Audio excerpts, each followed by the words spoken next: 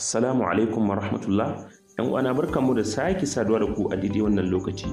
A yau insha Allah za mu yi magana akan wasu sirrika hudu waɗanda WhatsApp ya yi updating, ma'ana ya sanya waɗanda wataƙila baka sani ba.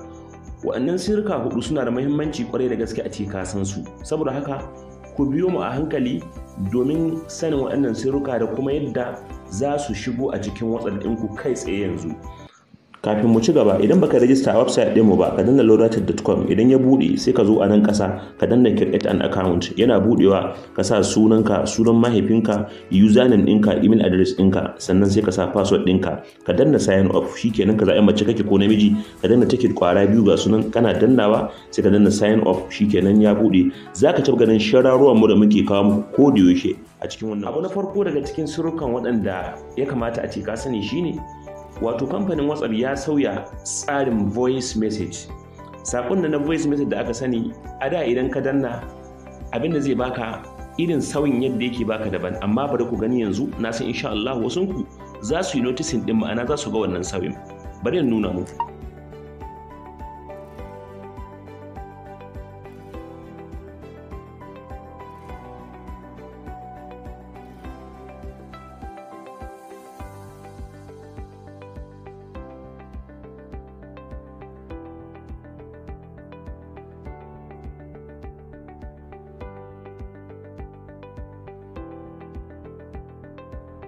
Haka kun ga na tsaye da abin ko, to a da ba za ka tsaye suwa ba haka kai tsaye, sai dai in ka gwabci ne sannan ya tsaye da kai ne. Kuma in ka haka za ka iya dannawa nan sai ka saurara ka ji me kake faɗi. Bari ku gani. Kun gani ko? A da idan kana magana to kun gani, daga nan idan ka ji wannan recording din yayi sai ka danna wannan alama ka tura mutum ita. In ka ji bai yi ba sai ka danna wannan alama sai ka goge shi. Wannan daga cikin abu na farko wanda kamfanin WhatsApp ya sanya kenan, wanda na san insha Allah mai kallo zai ji daɗi akan wannan feature din. Kamar yadda muka ce idan mutum sa stop haka ka danna kai ka saurari recording ɗinka ka ji yayi kamar haka, bayan ka danna to shikenan sai ka danna wannan alama sai ka tura shi. Wannan kenan. Abunda ya sa muka nuna muku wannan saboda da yawa wani bai san da wannan ba, idan muka nuna mai zai je shi updating kai tsaye. Abu na gaba wanda ya kamata mutum shi sani har wa yau akan wato ainihin abin da ya shahi wannan updating shine kamfanin WhatsApp ya sauya tsarin yadda mutum zai iya tura saƙonsa da shi da wani wanda yake hulɗa da shi, ko a group ne ko kuma tsakanin kai da wani ne. Domin tsaro za ka iya tura mutum saƙo, amma sai ka saita shin kana son saƙon nan ya jima kamar ya yi awa nawa ne, ko kuma a awa 20 da nawa kake so shi, ko kuma a sati ɗaya kake so shi. Don haka kamfanin WhatsApp sai ya wannan, idan mutum na son ya ga wannan ɗabi'a ta biyu, ma'ana wannan sirri na biyu, sai ya zo wurin ɗigaggan wayarsa kamar haka da nan sama. Kun ga alamar ƙaro ko? Sai ka danna nan. Idan ka danna sai ka zo na wurin settings. In ka shiga settings sai ka danna wannan wurin account.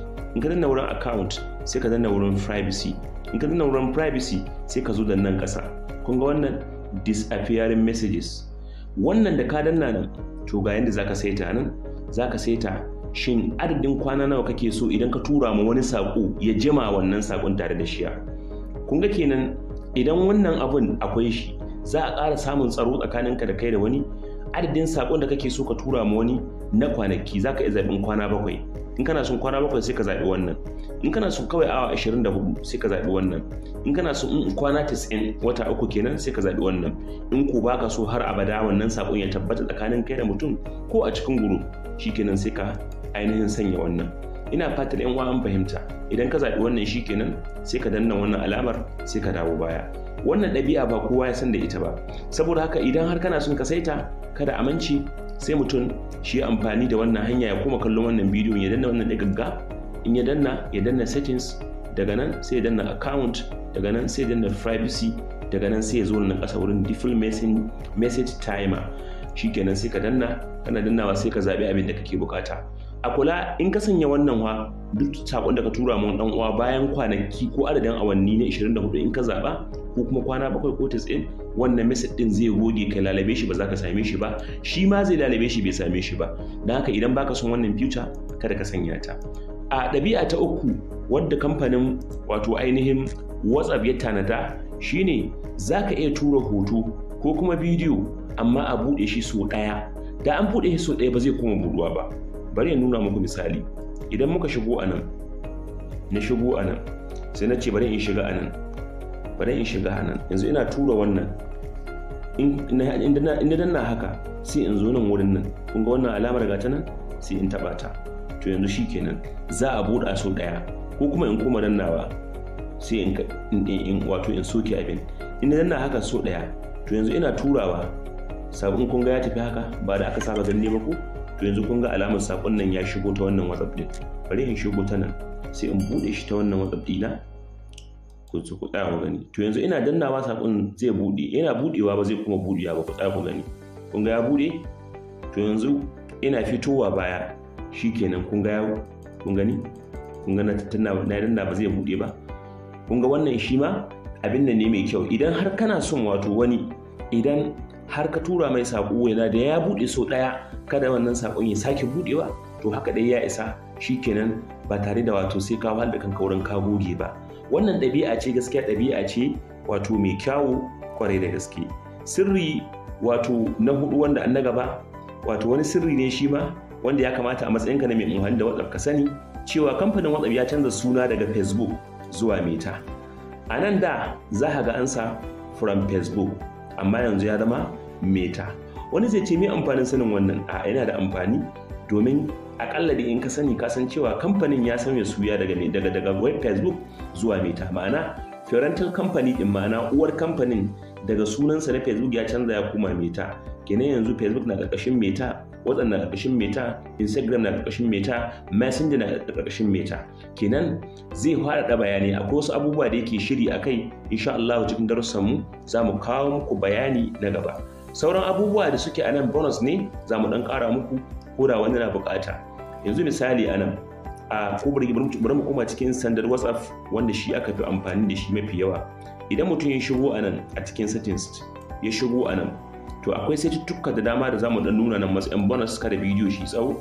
A nan akalla dai nan step to two step verification. Idan mutum na son ya ƙara WhatsApp ne tsaro, to zai iya danna wannan alama. Idan ka danna wannan alama, to zaka sanya code ɗin da kake bukata. Kana sanya sunan sai ka danna next. Kana danna next ka saita shi bayan da za a yi wani kokari ya canza maka WhatsApp. Wannan bonus ne ya kamata mu basuwa. Bari mu ƙara wani bonus da biyu. Idan mutum ya shiga privacy ɗinsa, mutum zai iya wato ainihin hana kowa ya ga last scene ɗinsa, ma'ana yaushe ya safka yaushe ya hawa. Kamar irin nan kun gani, sai ka zaba wa kake so ya ga adadin ya ga lokacin da ka safka. In ka bar shi nan everyone kowa zai gani. In ka sa mai contact, ma'ana wanda dai kai saving din number su za su gani. Kun san akwai wanda zai WhatsApp da kai amma bai saving din number ka ba. Akwai kuma wanda wato ya yi WhatsApp da kai ya saving din number ka.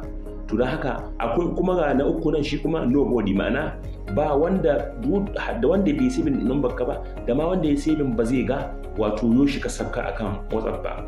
Da haka in wannan kake so sai ka zabi wannan. Saboda haka mun babu bukata, muna bukatar kowa ya ga yoshi muka sabka, za mu bar shi anan. Bari in bar wannan bonus guda biyu insha Allah. Ina fatan wato ainihin an fahimci wannan bidiyon kuma an mun karu. Idan mutum na son shi updating din WhatsApp ɗinsa kai tsaye don ya ga waɗannan features da muka nuna, waɗannan sirruka, kai tsaye shiga Play Store. In shiga Play Store zai ga ya kuma mai ya nuna mishi update irin haka, sai mutum ya danna alamar update download haka. Kana dannawa kun ga alamar nan download nan da nan sama kun gani, ga nan yana updating. Zai gama updating yayi installing. Yana installing zai nuna alamar off wurin ga, yana budewa shikenan. To kun gani ko? To mutum ya riga ya updating kenan. Saboda haka duk wanda ke so shi updating ya tabbata ya zo a nan Play Store a cikin wayarsa, sai ya zo zai ga alamar update kamar yadda kuka nuna a farko, sai ka danna update. Kada a mance, idan har akwai tambaya a yi comment a ƙarƙashin wato wannan YouTube channel namu mai albarka. Idan a YouTube ka ga wannan bidiyo, in kuma ka gan shi ne a website ɗinmu, to ka yi comment a ƙasa, za mu mai san maka da jawabi insha Allah. Muna godiya ƙwarai da gaske. Wassalamu alaikum wa rahmatullah.